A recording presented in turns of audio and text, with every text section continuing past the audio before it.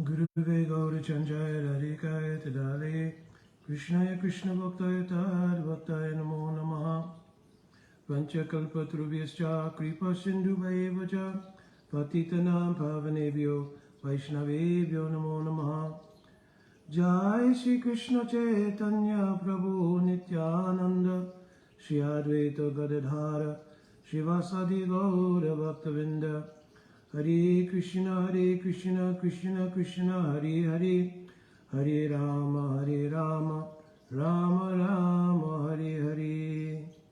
Dhanyavad Pranam, devotees. So I am obviously trying to catch up. Oh, Tilak's mirror. I'm obviously trying to catch up with questions and answers. It has been a little bit, and there's been obviously some busyness in my seva and other things, getting prepared for travel, all these things.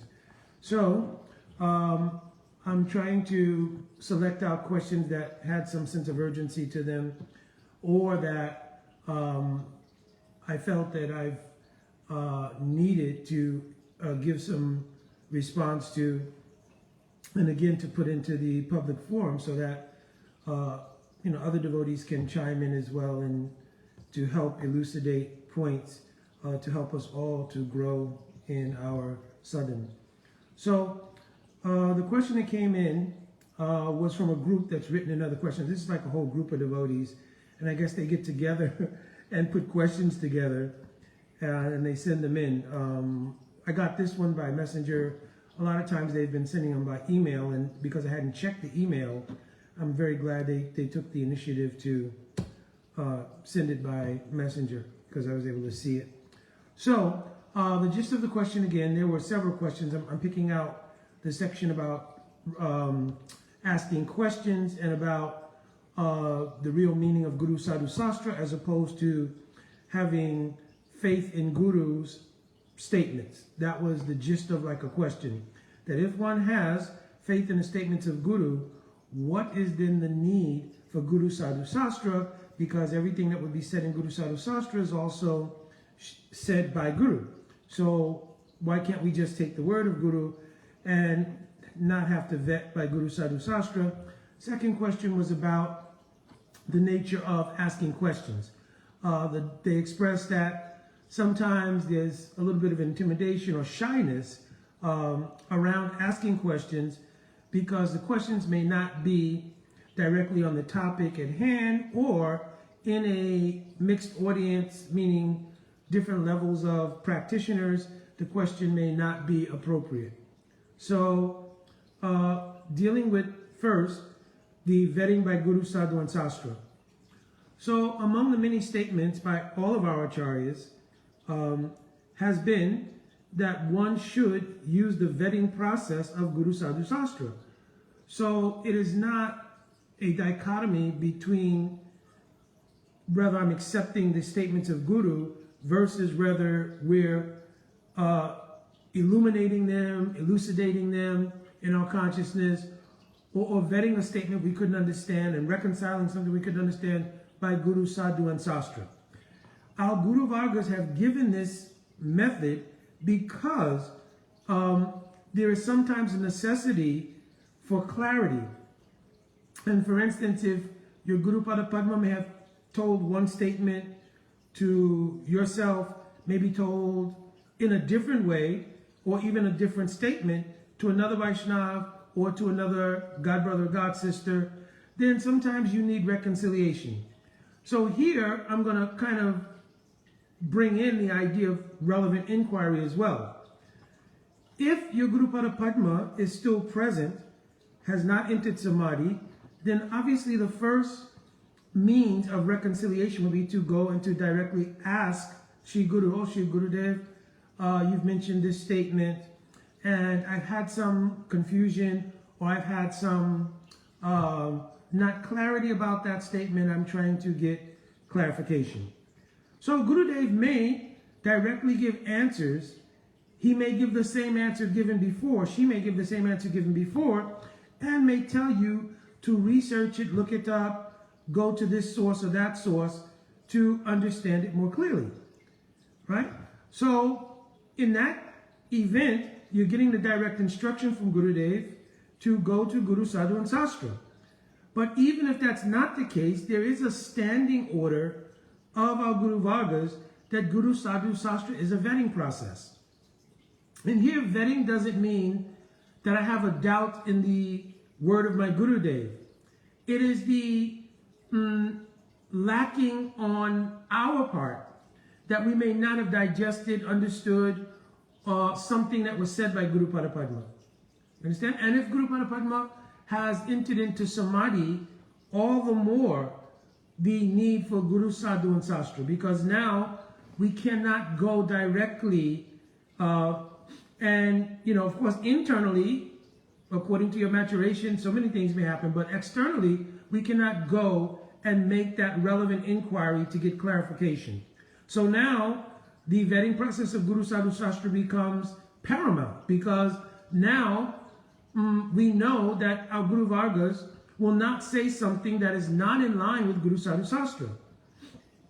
Now, we saw this become a little bit of a problem when there were disagreements in any institution. The devotees who are writing, they belong to ISKCON society. I also belong, right? Because I don't see that they are separate societies. I see we're the family of Mahaprabhu, right? The family of Mahaprabhu, cousins, brothers, aunties, uncles, right? So I've never seen that mood. That, no, this is one side, this is another side, this is one institution, another institution. Different personalities, under the inspiration of their Gurudev, began preaching. And in preaching, they've organized a particular institution to assist in that preaching. That's all. There are not so many separate groupings and we're all at odds or something.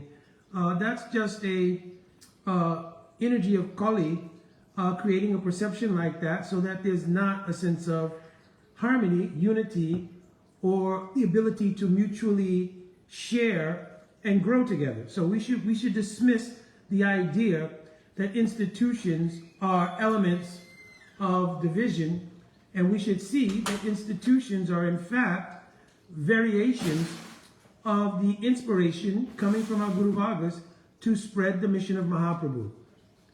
So, that being said, the devotees were asking that, well, what if there is an instruction from Guru? Would it be considered violation pretty much of the faith in Guru that one wants to vet what they've heard from Guru? So here, we'll exercise some caution. We should know, which was my last point, that what our Guru Padma has said will not be different from Guru Sadhu Sastra. So to find those things in Guru Sadhu and Sastra further illuminates Gurudev's either instruction, teaching, explanation, etc. It elucidates it. It makes it more clear, right? So, and it aligns the Kripa of Gurudev with the Kripa coming in Guru Parampara. And also, one false idea here is that there is a deeper sense of Guru Nishta or faith in Guru by not doing Guru Sadhu Sastra. Yet we see that our Gurudev, our Guru Padma, in our Guru Vargas, they've all written, this is the process. All have written. Our Srila Prabhupada went so far as to say that some false devotees consider it unadvisable to study the books of the previous acharyas. I'm paraphrasing that statement, but it's in Chaitanya Charitamrita. In another place, my godbrother Bhumipati Babu, he knows these places both very well. Perhaps I should have spoken to him first, but I can find out and put it in. In another place, our Srila Prabhupada stated that due to the lack of zeal to study the books of the previous acharyas, many misconceptions have arisen.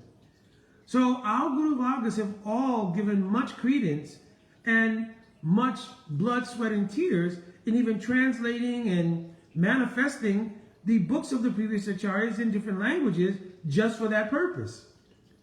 So there is not a sense of increased Guru Nishta by not studying the books of the previous acharyas, nor is there an absence of faith by reconciling, elucidating the words of Sri Guru by Guru Sadhu Sastra. You understand?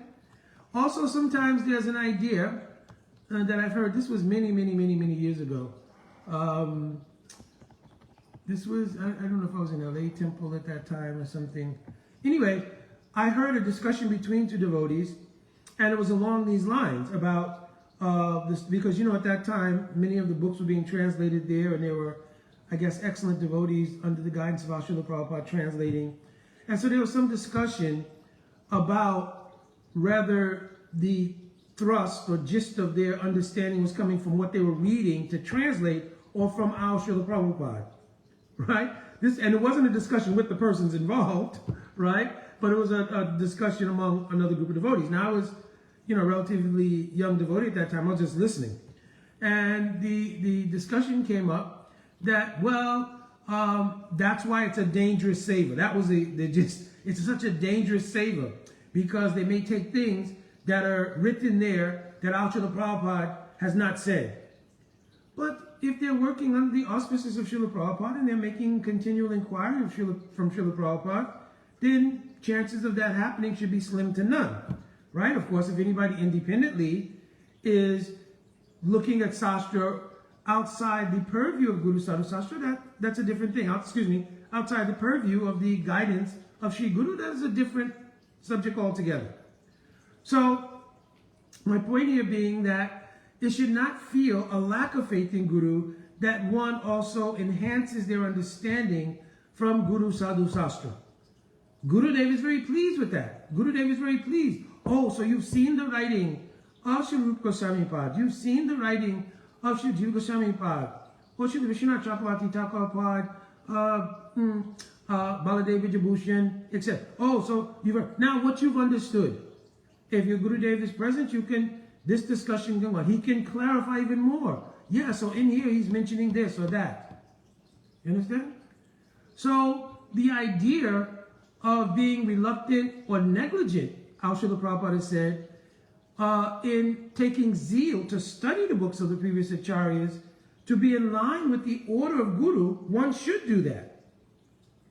Right? This is Guru Agya. Guru Agya means the order of Guru. And we have clearly here in statements of Srila Prabhupada that one should study the books of the previous acharyas. So, that being said, we should not certainly think it's inconsistent with faith in Guru to do so.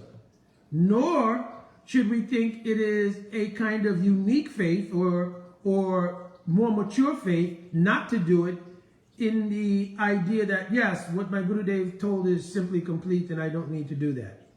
Right? Now, and let me clarify that, because if someone has heard from their Guru Pada Padma and they have reconciled all Tattva Siddhant, everything, and they're moving forward progressively in their bhakti, fine. No harm. Right?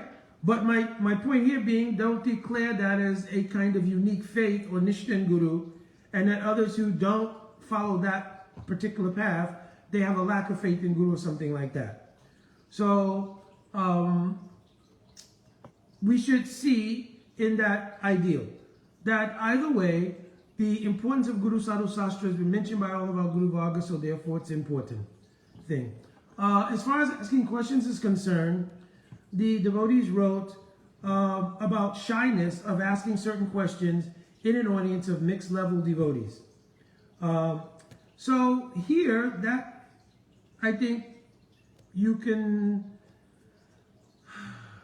two things. One, if the question is important to you for your unfoldment, and you don't have so many opportunities to be in the presence directly of your Guru Pada Padma, and that question is important to you, you should ask. Gurudev may reciprocate with you directly, even though the audience is a mixed audience in terms of adhikar. Gurudev will tell you what is appropriate for you. And Gurudev may say, I'm telling for so-and-so Prabhuji, so-and-so Mataji, this is for them. Some people, I know my Guru Pada Padma sometimes used to give lecture and say, what I'm speaking now is for certain of you.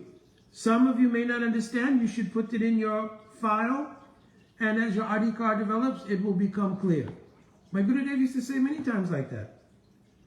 So if that question is very pertinent, very important, you should ask, because the opportunity to have the darshan and direct ability to inquire from Shri Guru is, maybe rare, right? So, other than that, if you have the opportunity for personal darshan, etc., you can wait and you can ask the question in that arena, and that way you don't have to worry about that. Relevancy of questions. Sometimes, because they mentioned in the writing that they have seen that sometimes Guru may say that question is not appropriate. So then we should take, just literally, Gurudev is seeing that in your adhikar, that question is not appropriate question. So it is not a dismissal, it is not a chastisement, it is a loving affection of Shri Guru that they are not wanting that your growth will be stunted or harmed by getting misconception from an answer they may give to a question that was not in your adhikar. Oh Shri Gurudev, when Radha and Krishna together in the Kunj, how are they touching? First of all, it's an experiential answer to that question, because you cannot understand the functions of praying unless you have some experience of praying. You can't understand how the praying is functioning. You can get an idea of the siddhant regarding the nature of Radha and Krishna and how praying goes through transformations. You can appreciate. But the experience, what happens, what will Guru Padma say? From what, and also more than that, even if Guru Padma can give something, right? Where will you file that to digest it in such a way that it makes sense to you when that experience has not been in your, that reality has not been in your experience? So then we'll conjecture, well, Radha and Krishna, they can see with their eyes, they can hear with their ears, so maybe the touching that we read about, if you read Gita Govinda or something, or they're touching with the ear, so then it goes down a track, right? Because that's a true statement, Yasya Sakalindriya Vittimanti, right? And Brahma Samhita mentioned Krishna can see with his eyes, etc., etc. Can see, each sense can interact as the other senses, right?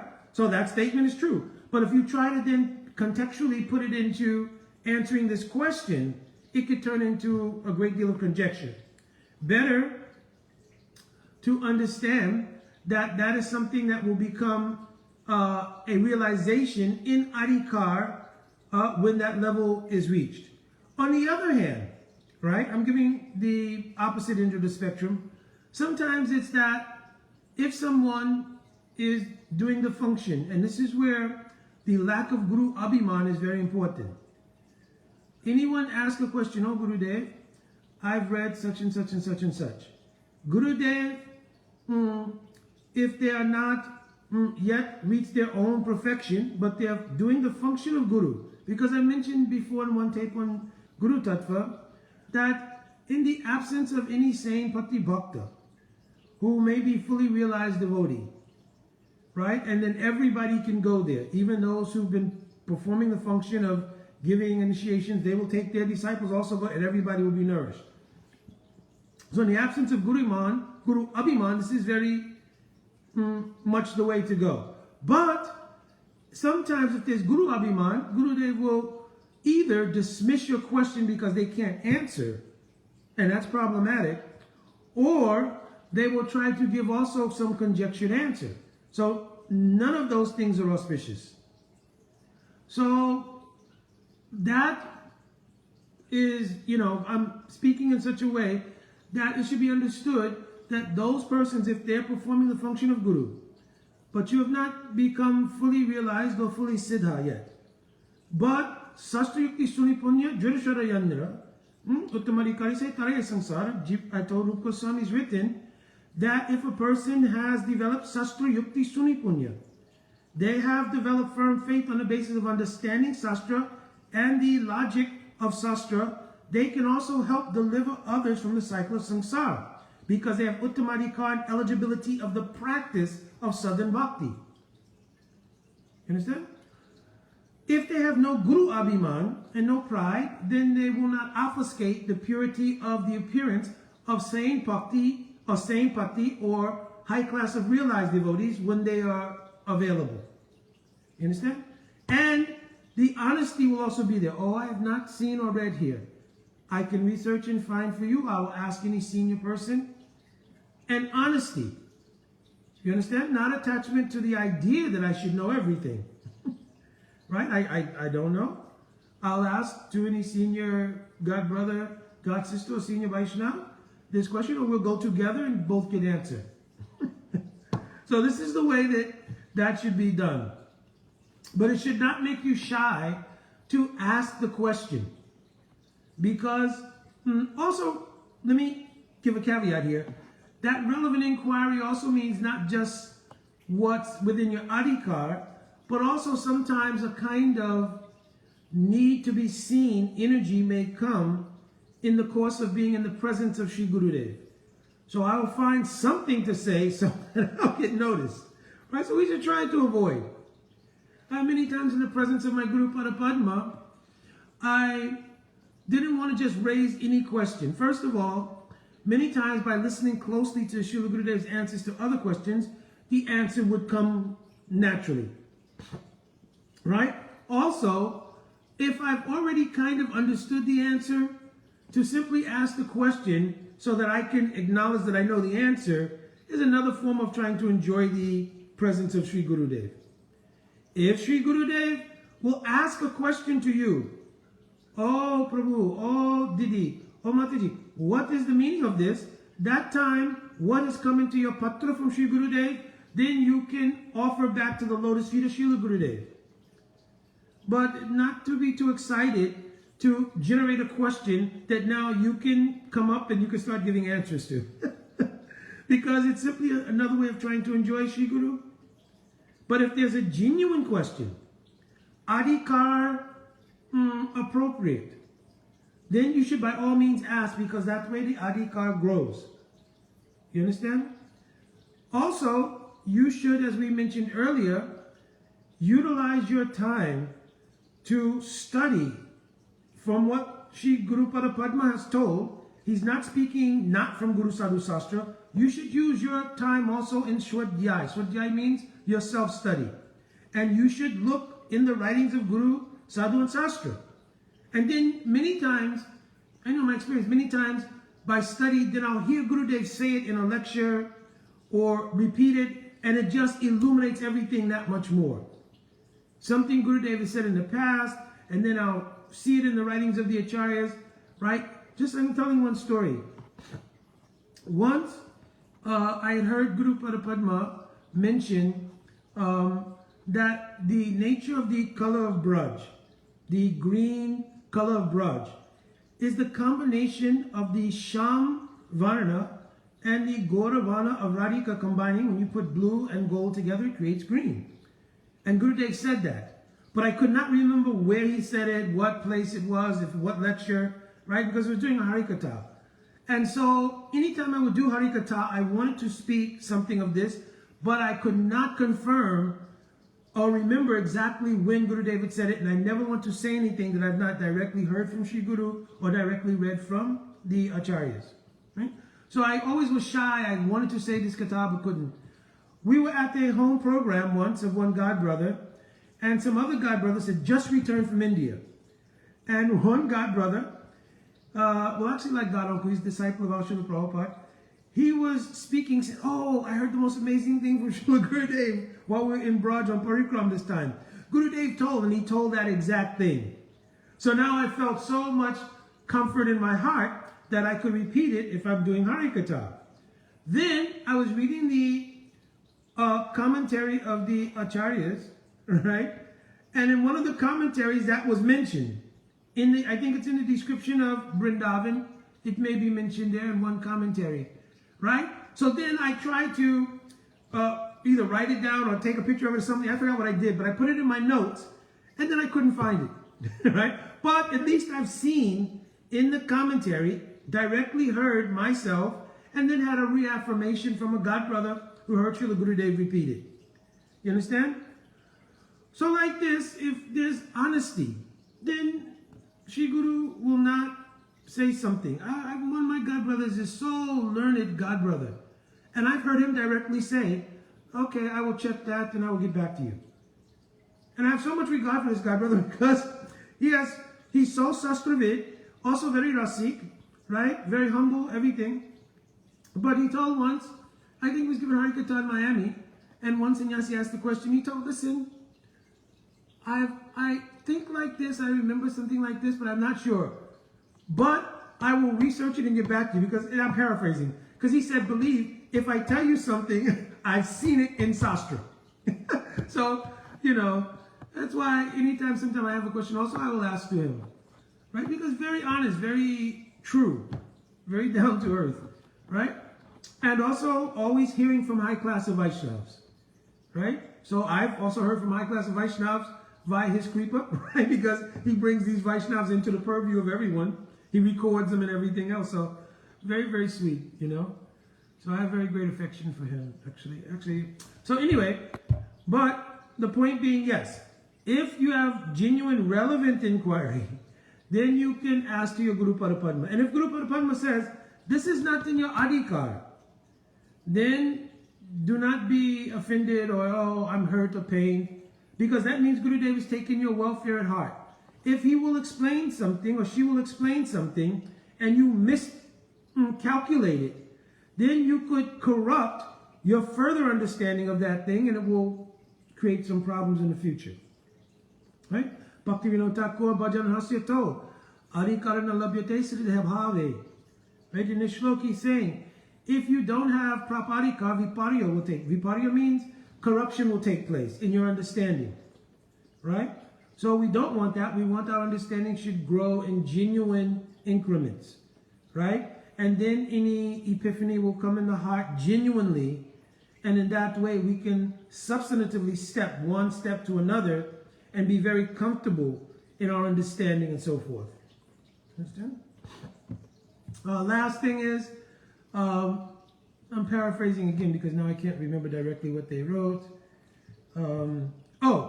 It was to the effect that, I did mention it earlier. Sometimes any godbrother and godsister or two godbrothers, two godsisters may hear something from Srila Gurudev that seems to be contradictory. So does it mean Srila Gurudev is playing tricks? Does it mean Gurudev lied to one and not the other? No. Again, Srila Gurudev may speak according to the adhikar of that particular disciple and give another indication for the adhikar of another disciple. That's one vision. Secondly, the disciples may have heard that thing differently, especially when it comes to translating, especially Sanskrit concepts into English language and using English parlance. A lot of times things can get really confusing. Right? We had just recently a very huge thing all around the Swarupa, the Jiva, and all these different kinds of things, and a lot of it centered around the understanding of the parlance. What is constitution or constitutional position? What is latent, dormant, or etc.? You understand? So it is so important that either a follow-up to ask Srila Gurudev for clarification is there, or in Guru Sadhu Sastra, finding the theme of that siddhant, and knowing that Guru Padma will not say something different from what is the line of conception of our Guru Vargas, then you can reconcile. You understand? Then you can reconcile. Just like it was not a good experience, but some devotees, of course, heard our Srila Prabhupada mention that we were all originally Krishna conscious. So by common parlance, original means I was with Krishna originally, and something happened. And so that leads to several conjectures about how it's possible to fall out of a loving relationship with Krishna in the spiritual world to the material world, which is just nowhere in our Guru Vargas has that been stated. Nowhere in Sastra has that been stated. Our Srila Prabhupada also would not state something not mentioned in Sadhu Sastra. Now, here's another interesting fact though. If any disciple heard that, and even by miscalculation, thought, oh yes, I somehow misused my independence, I was with Krishna, I did something wrong, and I fell to the material world. If it is a personal understanding and one does sudden bhajan to make advancement, it will be clear that in the unfoldment in their bhajan, this point will be clarified. So we don't have to disturb people with a whole argument about it. No, impossible to fall. You're all in my... None of that. Now, however, if that person wants to promote that as the Siddhanta coming from Srila Prabhupada, in spite of Srila Prabhupada making statements to the exact opposite, in 7th Canto, I think chapter 1, text 35, he's directly stating, because perhaps the buildup of that misconception was growing, so he clarified in the 7th Canto, chapter 1, text 35, it should be concluded that if one has something to do for the Lord, they come here. Other than that, it should be concluded no one falls from Vaikuntha. Again, I paraphrased it, but you can look in that purport and see that. So, obviously, if you look at the statements of all the previous acharyas, you can see that it's not possible to break a relationship with Krishna and fall to the material world. If you look in Sandarbhas, clearly Rupa Goswami has explained what is praying. Savata Dongsaraitam Yarapi Dongsakarane.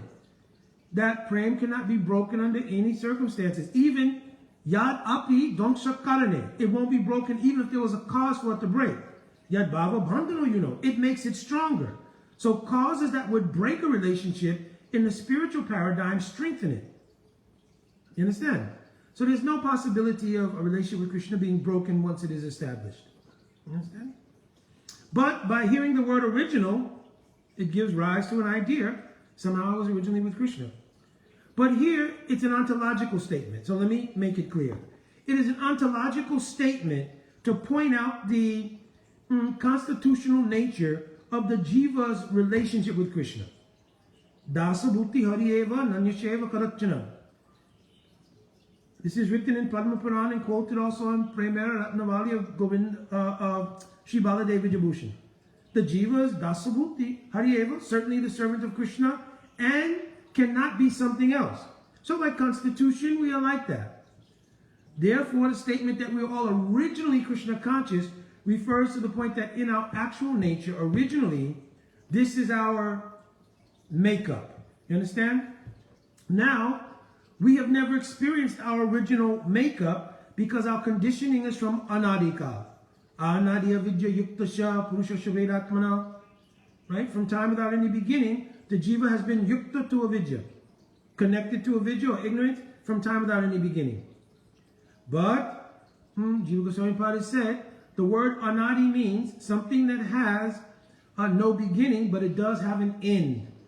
So your status of being conditioned, etc., our status of being in the material cycle of samsara will come to an end at some point. When? Brahmana Brahmati Kon Bhagwan Jeev. If the jiva will become very fortunate, Guru Krishna Prasad, and get the mercy of Sri Guru, who's the independent representation, Paramasvatantra Bhagavad Bhakta, the independent manifestation of Bhagavan's mercy, Bhakti Latta Bij. They will get the seed of bhakti. What is that seed? Sava Sangamena Ratnyankar Rupa Eva Mati. Mati means everybody's had this idea. At some point in your life, you ask the question, what is this? Who am I really? I can't just be this body. That thing is called Mukti. Sanatana Goswami, he demonstrated that in relation to Mahaprabhu. He asked the question, Kayami, Kenyamai, Jari Tapatrai. Who am I and why am I suffering? Then Mahaprabhu gives the synopsis answer, Jivera Swapoya Krishna Nityadas, Jivera Tatashta Shakti Beda Be Prakash. So you are by constitution the servant of Krishna, and the reason you're suffering is because you have Tatashta Swabhav, means the nature of being marginal, which means you have the ability to be influenced by the avidya shakti or the inferior energy of Bhagavan. And coming under that inferior energy, you have experienced the nature of identification with the body based on that ignorance, which produces asmita, right, rag, dvesh, and abhinivesh. Because of that, you've identified with the body, and inherent in the material energy is the dualities of happiness and distress. But in the Atma itself, it is dukkha pratyogika. Means, Jiva Goswami Pada is written there, it is the very antithesis of misery. There's no misery in the Atma itself. So I've explained this many times in other videos. I'm not going to go into that here. So anyway, hopefully this was helpful to answer the questions for those devotees. It doesn't specify who in the group is asking, so I guess he's just collecting the questions and asking as a group, which is good. And personal question, I have not really put in the travel plans yet the Midwest. I am going to Texas. I know that much. If I'm going, well, I shouldn't have said Midwest because it's on the other side of Texas. And that's always the big thing, is getting across Texas, right? If the ability is there, then I will try to come there, to your place. Because I do want to visit one other place, which is not far, in Kansas. So I may come also there, if it becomes possible. The first travel is in the East Coast, yes, and then when we come back, we'll have to assess from there. But by the grace of Guru and Gauranga, I did get a van. So finally have a van, right? I'm still trying to fix it for travel. That's the process right now. Once we get it kind of situated for travel, that will definitely make it easier, right? So hopefully we'll see. So hopefully I will get there. I would like to see all of you as well. All right, Dandavat Pranam. Vanche kalpa turubhischa kripa sindhuvevacha patitanam bhavanebhyo vaishnavebhyo namo namaha. Jai Radhe Radhe.